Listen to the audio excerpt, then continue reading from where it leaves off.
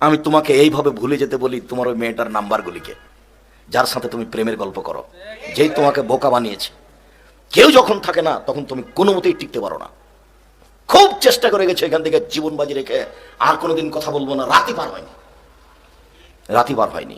ওটা তো ইবলিস আল্লাহর সাথে ওয়াদা করে নিয়ে চলে গেছে। যখন সিজদা করেনি আদমকে, তখন আল্লাহ বলেছেন সর সর সর সর এখান থেকে, তুই আমার রহমত থেকে সরে যা।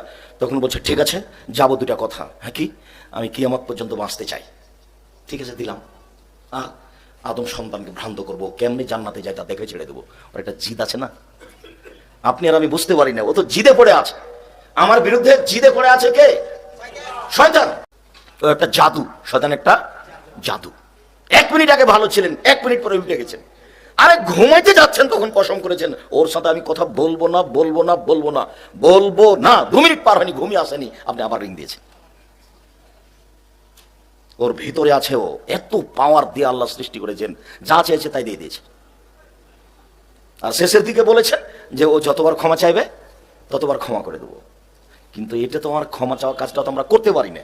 আস্তাগফিরুল্লাহ ওয়া আতুবু ইলাইহি। আপনাকে আমি যদি বলি, এই ছেলে তোমাকে যদি বলি সকাল থেকে এখন পর্যন্ত কয়বার বলেছে, তুমি খুঁজেই পাবা না।